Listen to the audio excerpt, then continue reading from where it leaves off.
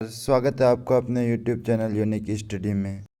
So guys, आज हम फिर से आपके लिए जनरल नॉलेज की यानी कि जीके की बहुत ही इम्पोर्टेंट चीज़ लेकर के आए हैं, जो आपकी आने वाली कॉम्पिटिटिव एग्ज़ाम्स जैसे एसएससी, पीएससी, आईएएस, आईपीएस के लिए अति महत्वपूर्ण प्रश्न उत्तर है ये।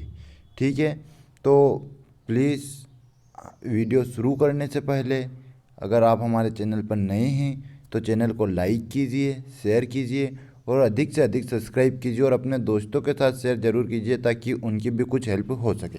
ठीक है, तो आइए वीडियो शुरू करते हैं।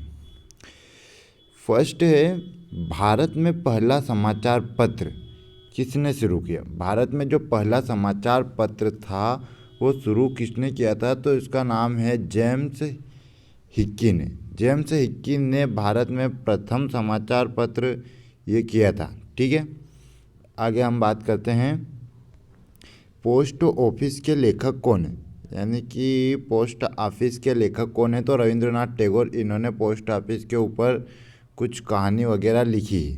ठीक है, अगला है भारतीय राजनीति में 1947 के बाद किस महिला ने सर्वाधिक योगदान दिया? 1947 के बाद किस महिला ने भारतीय राजनीति में योगदान दिया? तो वो है अरुणा आसफ अली, इनका बहुत योगदान रहा है। ठीक है, आइए आगे हम देखते हैं तत्कालीन उड़ीसा किस वर्ष बिहार से पृथक हुआ? तो ये 1936 में हुआ। ठीक है, ये 1936 में हुआ तत्कालीन बिहार से पृथक उड़ीसा। ठीक है, अब सेडलर आयोग का संबंध किससे था? सेडलर आयोग का संबंध जो है वो शिक्षा से था। ठीक है, अगला देखते हैं आर्य महिला सभापति किसने की थी? आर्य महिला सभा किसने की थी? तो पंडित रामाबाई, इन्होंने की थी ये आर्य सभा। ठीक है, आर्य महिला सभा, सॉरी। ठीक है, अगला देखते हैं सर्वप्रथम किस भारतीय को नोबेल पुरस्कार मिला? तो ये तो बहुत इजी है, रविंद्रनाथ टैगोर, सबको पता ही होगा लगभग। अगला देखते हैं स्वदेश वाहिनी के संपादक कौन है? स्वदेश वाहिनी के संपादक है के रामकृष्ण पल्ले। ठीक है, के रामकृष्ण पल्ले ये प्रदेश वाहिनी के संपादक है। अगला देखते हैं इंडियन ऑनेस्ट का लेखक कौन है? इंडियन ऑनेस्ट का लेखक कौन है? तो वेलेंटाइन सिरोल, ये इंडियन ऑनेस्ट के लेखक है, वेलेंटाइन सिरोल। ओके, आइए अगला देखते हैं 1878 ईस्वी का वर्नाक्यूलर प्रेस एक्ट किसने रद्द किया था? 1878 ईस्वी में एक एक्ट आया था वर्नाक्यूलर नाम का, तो उसको रद्द किसने किया था? तो ये है भैया लॉर्ड रिपन, इन्होंने उसको रद्द कर दिया था उस एक्ट को। इनको शायद कुछ नहीं जमा होगा या फिर इनको पसंद नहीं आया होगा, तो इन्होंने उसको रिजेक्ट कर दिया। अगला देखते हैं विश्व इतिहास की झलक के रचयिता कौन है? भारत के प्रथम प्रधानमंत्री पंडित जवाहरलाल नेहरू। ठीक है, अगला देखते हैं विमेंस इंडिया एसोसिएशन की स्थापना कब व किसने की? विमेंस इंडिया एसोसिएशन की स्थापना सन 1917 ईस्वी में सदाशिव अय्यर ने की। ठीक है, ये बहुत अच्छा है, आप बहुत ही अच्छा प्रश्न है। तो प्लीज़ आप ऐसे प्रश्न उत्तर के लिए हमारे चैनल पर बने रहिए। चैनल को लाइक कीजिए, शेयर कीजिए और सब्सक्राइब कीजिए। अगला देखते हैं सर्वप्रथम प्रेस सेंसरशिप लागू किसने की? तो ये था लॉर्ड वेलेस्ली, इन भैया ने की थी ये प्रेस सेंसरशिप लागू सबसे पहले। ठीक है, अगला देखते हैं कांग्रेस ने पूर्ण स्वराज्य की मांग कब की थी? 31 दिसंबर 1929 को इन्होंने ये पूर्ण स्वराज्य की मांग की थी। ठीक है, क्रिप्स मिशन भारत कब आया? तो यह आया था सन 1942 में, क्रिप्स मिशन। ठीक है, अगला देखते हैं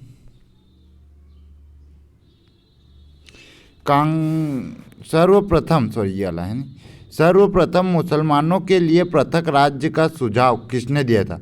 शायर इकबाल ने सर्वप्रथम मुसलमानों के लिए पृथक राज्य का ये सुझाव दिया था शायर इकबाल ने, और इसीलिए वो पाकिस्तान पृथक हो गया। ठीक है, मोपला विद्रोह कब हुआ था? तो ये हुआ था 1921 में। भारत और अफगानिस्तान के मध्य सीमा रेखा का निर्धारण किसके काल में हुआ? लॉर्ड लेस्डाउन के काल में हुआ भारत और अफगानिस्तान सीमा के मध्य रेखा का निर्धारण। ठीक है। विश्व भारती की स्थापना कब व किसने की? तो 1912 में रविंद्रनाथ टैगोर ने की है विश्व भारती की स्थापना। अगला है, किस एक्ट के अंतर्गत भारत के गवर्नर जनरल को अध्यादेश जारी करने की शक्ति प्रदान की गई थी? तो ये था इंडियन काउंसिल एक्ट 1861 के तहत। ठीक है। अगला है, दिल्ली में केंद्रीय सचिवालय के उत्तरी और दक्षिणी खंडों का वास्तुविद कौन था? दिल्ली में केंद्रीय सचिवालय के उत्तर और दक्षिणी जो खंड थे उसका वास्तुविद यानी प्रमुख कौन था? तो ये थे एडवर्ड लुटियंस। ठीक है। भूदान आंदोलन किसने चलाया था? ये थे विनोबा भावे, इन्होंने चलाया था ये आंदोलन। भारत का राष्ट्रीय पंचांग किस संवत पर आधारित है? शक संवत। ये बहुत ही इंपॉर्टेंट है, शक संवत पर आधारित है भारत का राष्ट्रीय पंचांग। ठीक है। भारत के राष्ट्रीय ध्वज का डिजाइन किसने तैयार किया था? पिंगली वेंकैया। ये पिंगली वेंकैया जो है इन्होंने भारत का राष्ट्रीय ध्वज का डिजाइन जो है वो तैयार किया था। 27 दिसंबर, ठीक है, 27 दिसंबर 1911 ईस्वी को जन गण मन कहाँ पर गाया गया था? तो ये पहले सबसे कोलकाता में गाया गया था जन गण मन 27 दिसंबर को। ठीक है। अगला देखते हैं, नागरिकों की सेवाओं के लिए प्रतियोगी परीक्षा प्रणाली कब आरंभ हुई? यह हुई 1853 ईस्वी में परीक्षा प्रणाली। ठीक है। भारत में सर्वप्रथम किस स्थान पर सर्वोच्च न्यायालय की स्थापना हुई? तो ये भैया भी यहाँ के है अपने कलकत्ता। ठीक है, कलकत्ता में हुई। अगला है, बनारस हिंदू विश्वविद्यालय के संस्थापक कौन है? तो वो है मदन मोहन मालवीय जी, बनारस विश्वविद्यालय के संस्थापक, हिंदू विश्वविद्यालय के। भारत में मुसलमानों की उच्च शिक्षा के लिए किसका योगदान सर्वाधिक रहा? तो सर सैयद अहमद खां, इनका योगदान महत्वपूर्ण रहा। ठीक है। अगला देखते हैं, गोल्डन थ्रेशोल्ड नामक कविता संग्रह किसकी रचना है? सरोजनी नायडू की है ये गोल्डन थ्रेशोल्ड। ठीक है। मार्टेन्ग्यू जेम्स फोर्ड की रिपोर्ट किस आधार पर बनी है? भारत सरकार अधिनियम के आधार पर बनी है। अगला है, कांग्रेस नेताओं में कौन सा नेता कैबिनेट मिशन योजना के पक्ष में पूर्ण रूप से था? सरदार पटेल, यानी कि सरदार वल्लभ भाई पटेल। ठीक है। अगला जो है, भारत में ब्रिटेन के सभी नियमों में सबसे कम समय और कौन सा नियम चला? तो ये नियम है 1909 इंडियन काउंसिल एक्ट। ठीक है। अगला देखते हैं, सोम प्रकाश नामक समाचार पत्र किसने आरंभ किया था? तो ईश्वर चंद्र विद्यासागर ने यह आरंभ किया था। कांग्रेस का विभाजन गर्म दल व नरम दल में कब हुआ? तो ये हुआ था 1907 ईस्वी में। दो दल थे, एक शांति वाला दल था, गर्म दल था, वो ठोकने वाला दल था जो अंग्रेजों को ठोकते थे। अगला है, आज़ाद हिंद फौज की स्थापना किसने की थी? तो यह है रास बिहारी बोस। आज़ाद हिंद फौज की स्थापना की थी रास बिहारी बोस। 1857 के संग्राम में भारत का बादशाह किसे घोषित किया गया था? बहादुर शाह जफर को।